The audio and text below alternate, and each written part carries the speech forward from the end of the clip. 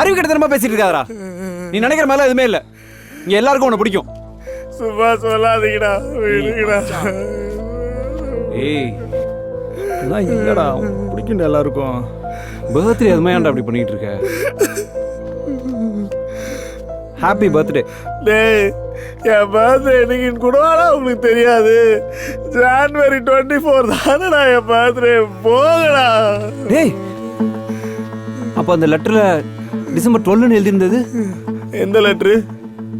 டேய், personality development கிளாஸ்ல எழுதிருந்தீங்களா? Personality டெவலப்மெண்ட்ல நான் லெட்டரே எழுதுறேன்டா. ஏய், ஐஎஸ் பாத்தியா? இல்ல பாக்கல. நீ விளையாடாதடா. டேய், எனக்கு வேற வேலை இல்லையாடா? சும்மா வெறுப்பேத்தினே. டேய், என்னடா சொல்ற? கண்டுபிடிச்சிட்டேன்டா, 100% கண்டுபிடிச்சிட்டேன்டா. என்னடா கண்டுபிடிச்ச? டேய், இன்னைக்கு தான்டா அதிர்ச்சியரோட உண்மையான பர்த்டே. டிசம்பர் 12. ஆமாண்டா, அந்த பிடி சாரு அவனை ஸ்கூல்ல சேர்த்தும் போது வயசு பத்தலன்னு ஃபேக் சர்டிபிகேட் கொடுத்து சேர்த்திருக்காரா. வாங்க எல்லாரும் போய் பர்த்டே பம்ப்ஸ் கொடுப்போம். மேல பாருங்க. டேய் டேய் மச்சான் வேணாடா. வேணாடா. டேய் அடடே.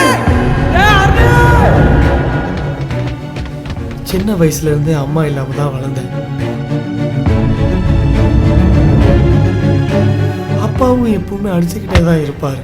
வீட்டில் தான் அடிக்கிறாருன்னு பார்த்தா ஸ்கூல்லையும் எல்லாரும் முன்னாடி அடிப்பார்.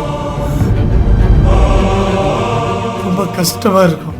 அது யாருக்கிட்டையாவது சொல்லி அழணும்னு ஃப்ரெண்ட்ஸுக்கிட்ட வந்தா அவனுங்களும் பிடி சார் பையன்னு என்னை தனியாகவே விட்டுருவானுங்க. என் மனசுல இருக்கிறது கேட்க கூட யாரும் இல்லைன்னா நான் ஏன் இருக்கணும்?